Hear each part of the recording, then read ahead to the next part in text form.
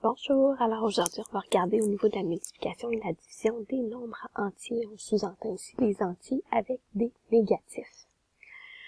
Alors, en fait, c'est assez simple. On a tout simplement deux petites règles à retenir pour la multiplication et la division de nombres entiers.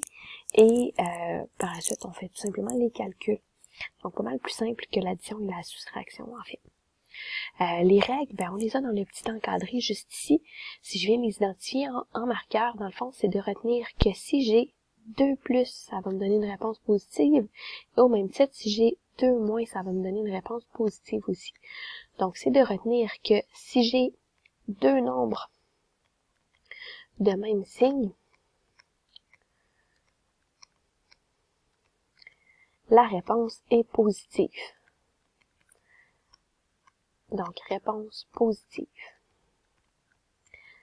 À l'inverse, si on en vient toujours à notre petit tableau, je vais me prendre une couleur différente ici.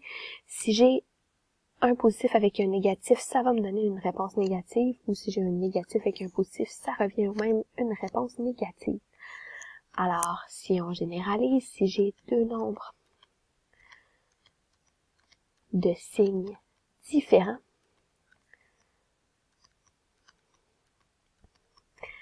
ça va me donner une réponse négative. Donc, si on y va de quelques petits exemples, juste pour bien comprendre la généralisation, si j'ai moins 2 fois moins 4, alors j'ai deux nombres qui sont de même signe, je vais donc avoir une réponse positive. 2 moins, ça me donne un plus. Et ensuite, je vais tout simplement faire le calcul 2 fois 4. Donc, ma réponse ici va être plus 8. Si j'ai moins 27 divisé par 3, alors j'ai seulement un nombre négatif, ma réponse va être négative. Et ensuite, je fais 27 divisé par 3, ça va me donner 9. Donc, réponse de moins 9. Encore un petit dernier, juste pour bien comprendre. Si on a 5 fois moins 2, donc j'ai seulement un nombre négatif, je vais avoir une réponse négative. Et je fais 5 fois 2, ça me donne 10.